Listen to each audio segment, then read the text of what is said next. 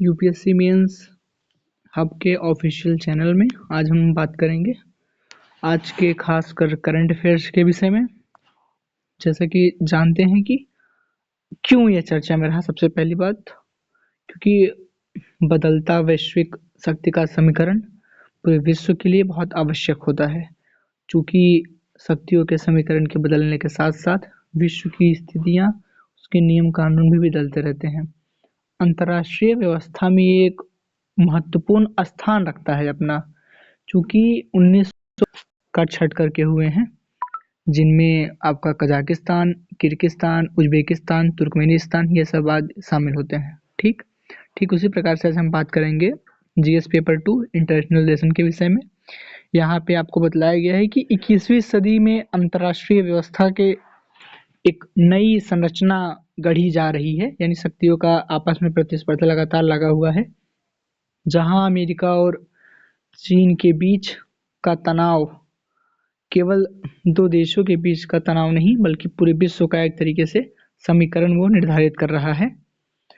तो भारत इस परिवर्तन के केंद्र में है, ना कि पश्चिमी खेमे के अवधानीकरण में, ना ही चाइना और रसिया ब्लॉक के विलय में, बल्कि बहुसंरेखीय रणनीति, जिसे आप मल्टी एलायंट डिप्लोमेसी के माध्यम से वह वैश्विक मंचों पे संतुलनकारी शक्ति, यानी एक तरीके से वो बैलेंस का अप्रोच अपना रहा है।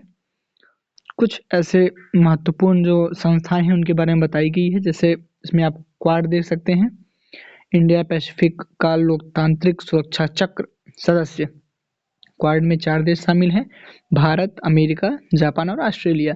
इसका उद्देश्य जो है वो मुक्त, खुला, समावेशी और नियम आधारित इंडो पैसिफिक रीजन, यानी इंडो पैसिफिक क्षेत्र का विकास करना है, उसका निर्माण करना है। ठीक।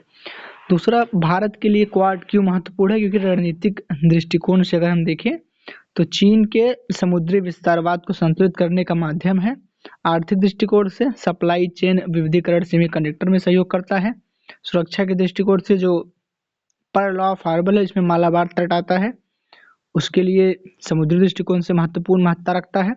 टेक्नोलॉजी के क्षेत्र में 5G, साइबर सुरक्षा और क्वांटम टेक्नोलॉजी में भी एक महत्वपूर्ण भूमिका जो है क्वाड की रही है।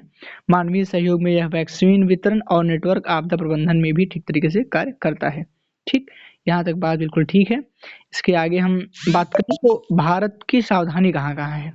भारत ने इसे नाटो, मतलब नॉर्थ ऑस्ट्रेलिया ट्रीटी ऑर्गेनाइजेशन जैसा सैन्य संगठन नहीं बनाना चाहता है, ताकि चीन को खुला प्रतिद्वंदी ना दिखे। मतलब एक तरीके से जो फाइनेंस अपनी किताब लिखते हैं अननोन एम्पायर, फाइनेंस अपनी किताब अननोन एम्पायर में कहते हैं कि कंबल ओढ़ के घी पीना।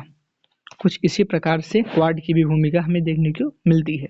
ठीक, फिर हम बात करें दूसरा और महत्वपूर्ण जो वैश्विक स्तर पर संगठन रहा है, जिसे आप ब्रिक्स के नाम जानते हैं। तो ब्रिक्स क्या है? ब्रिक्स वैश्विक दक्षिण का सामूहिक स्वर है। इसमें मुख्यतः ब्राजील, रशिया, चाइना, भारत और साउथ अफ्रीका जैसे देश शामिल हैं। हालांकि कुछ नए देश भी इसमें शामिल वर्तमान में हुए हैं, जिनमें ईरान, मिस्र और आदि, इनको आप देख सकते हैं। इसका उद्देश्य क्या है ब्रिक्स का? तो पश्चिमी वित्तीय संस्थाओं का विकल्प है एक तरीके से, और दक्षिण दक्षिण सहयोग की भावना को विकसित करना इसका कहीं ना कहीं उद्देश्य है। अब हम बात करें तो ब्रिक्स से भारत का हित किस प्रकार से मैच खाता है, ये भी आपके लिए महत्वपूर्ण होना चाहिए। तो इसमें देखेंगे तो आर्थिक में जो एनडीबी है, न्यू डेवलपमेंट बैंक के माध्यम से विकासशील देशों को वित्त पोषण, एक तरीके से कूटनीतिक है जो ग्लोबल साउथ जिसे कहते हैं आप, उसके लिए इसकी एक महत्वपूर्ण स्थान है। और साथ ही साथ अगर हम इसमें देखें तो राजनीति के मामले में जो पश्चिमी प्रभुत्व के विरुद्ध एक वैकल्पिक मंच प्रदान करता है, यानी द्विध्रुवीय विश्व और द्विध्रुवीय एशिया को छोड़ करके बहुध्रुवीय विश्व और बहुध्रुवीय एशिया के लिए कहीं न कहीं ब्रिक्स की महत्ता अत्यंत महत्वपूर्ण हो जाती है।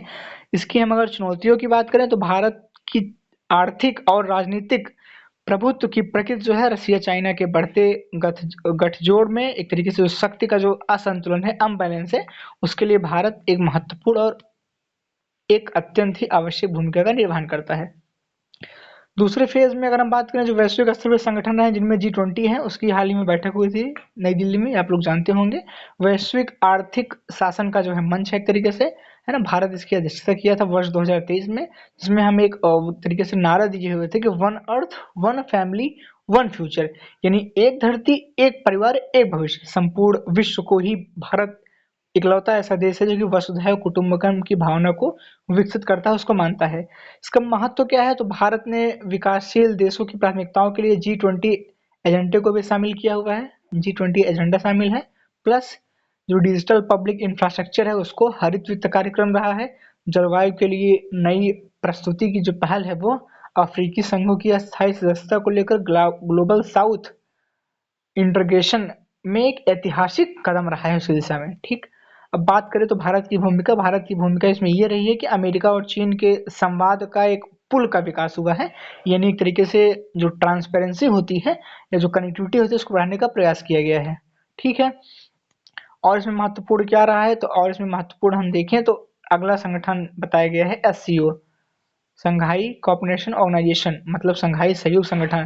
क्षेत्रीय स्थिरता का पूर्वी स्तंभ रहा है ये। इसमें सदस्य अगर बात करें तो SCO में सदस्य कौन कौन शामिल है, चाइना है, रशिया है, आपका पाकिस्तान है, भारत है, मध्य एशियाई देश है, और इसका उद्देश्य है आतंकवाद, उग्रवाद, अलगाववाद के खिलाफ एक दूसरे को सहयोग करना, समर्थन करना, आतंकवाद को अच्छे या बुरे आतंकवाद में विभाजित ना करके एक साझा मंच पे सभी को प्रस्तुत करना, यही इसका एक तरीके से मूल उद्देश्य रहा है। अब बात करें भारत के लिए इसकी महत्ता क्या रही, तो अफगानिस्तान से जुड़े जो सुरक्षा है, आतंकवाद के मुद्दे हैं, उनमें ऊर्जा सहयोग है, मध्य एशिया जिससे जो तरीके से कनेक्टिविटी का कार्यक्रम है, और रशिया और ईरान के साथ भी जो अस्थायी रणनीतिक संवाद है वो। और इसके अतिरिक्त भारत का कूटनीतिक और रणनीतिक पहलू भी रहा है। पाकिस्तान और चाइना दोनों की उपस्थिति के बावजूद, सक्रिय भागीदारी के बावजूद, एक्सटेंड नेबरहुड पॉलिसी के तहत क्षेत्रीय जुड़ाव रहा है। और एक महत्वपूर्ण संगठन रहा है I2U2, इसमें भारत, अमेरिका, UAE और इसराइल जो है देश शामिल है। पश्चिम एशिया में भारत की रणनीतिक साझेदारी के लिए इसकी स्थापना की गई है। भारत का हित है तो खाड़ी देशों से जो ऊर्जा का जो सहयोग प्राप्त करने का जो तरीका है वो इसके लिए महत्वपूर्ण स्थान रखता है।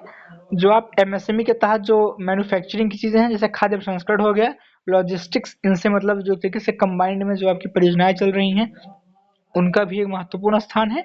इसराइल से टेक्नोलॉजी में कौशल, कृषि, रक्षा के लाभ, अमेरिका से पूर्व मदद, एक तरीके से बात करें इंडिया सेंट्रिक इकोनॉमिक कॉरिडोर की नींव इसी के तहत रखी जा सकती है। और नवीन पहलों की बात करें तो भारत मध्य पूर्व आर्थिक गलियारा IMEC इसकी जो है स्थापना है, और चीन के BRI मतलब चीन का जो प्रोजेक्ट रहा है भारत को घेरने का जो प्रयास रहा है, बेल्ट एंड रोड इनिशिएटिव, उसके एक वैकल्पिक मॉडल के रूप में भारत जो है इसकी स्थापना कर सकता है। अब बात करते हैं आसियान और IPOI इनके विषय में, तो पूर्वी भारत का रणनीतिक विस्तार है। आसियान की भूमिका भारत की जो एक्ट ईस्ट पॉलिसी रही है उसकी धुरी के तहत IPOI मतलब इंडो पैसिफिक ओशियन्स इनिशिएटिव, इसके द्वारा भारत में प्रस्तावित समुद्री सहयोग में ढांचागत सुरक्षा के लिए प्रावधान किया गया है। अगर हम बात करें क्या महत्ता रही है, तो दक्षिण पूर्व एशिया में आर्थिक, नौसेना और सांस्कृतिक उपस्थिति को बढ़ाना कहीं न कहीं इसकी स्थापना का उद्देश्य रहा है। अब बात करें कि चीन की जो 9 डैश लाइन नीति को कूटनीतिक रूप से संतुलित करना है, इसमें क्षेत्रीय व्यापार समझौतों में भारत की भूमिका को सुदृढ़ करना है। ठीक, तो कहीं न कहीं चीन को काउंटर करने के लिए भी अत्यंत आवश्यक है।